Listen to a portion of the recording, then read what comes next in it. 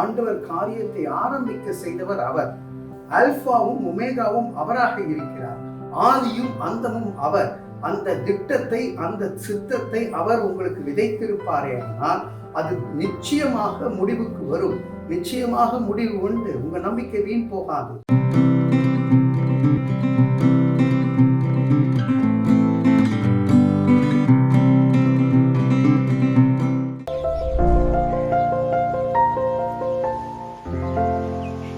பிரியமானவர்களே, பிரசங்கி 7வது அதிகாரம் 8வது வசனம், ஒரு காரியத்தின் துவக்கத்தை பார்க்கிலும் அதன் முடிவு நல்லது, பெருமையுள்ளவனை பார்க்கிலும் பொறுமையுள்ளவன் உத்தமன்.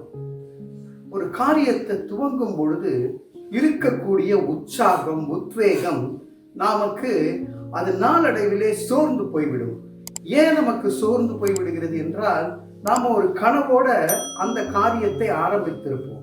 அந்த காரியத்தை ஆரம்பிக்கும் பொழுது இருக்கக்கூடிய அந்த உற்சாகம், நடக்கும் பொழுது நம்ம கனவு மெய்ப்பட கொஞ்ச காலம் காத்திருக்க வேண்டும்.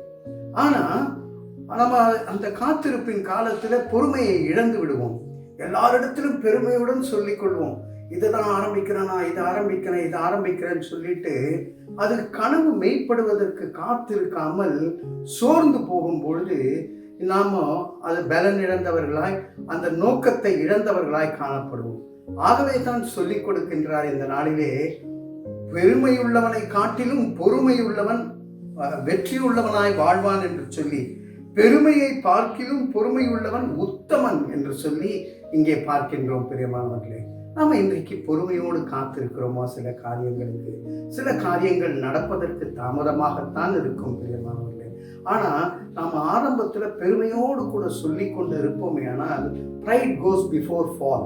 இந்த பெருமை முன்பாக, அந்த வீழ்ச்சிக்கு முன்பாக சென்றுவிடும். ஆக விழுந்து விட்ட பிறகு நாம எழுந்து நின்று நாம திரும்ப கட்டுவதற்கு காலமாகிவிடும். நாம் பொறுமையோடு காத்திருப்போம்.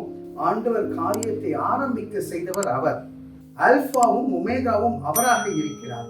ஆதியும் அந்தமும் அவர்.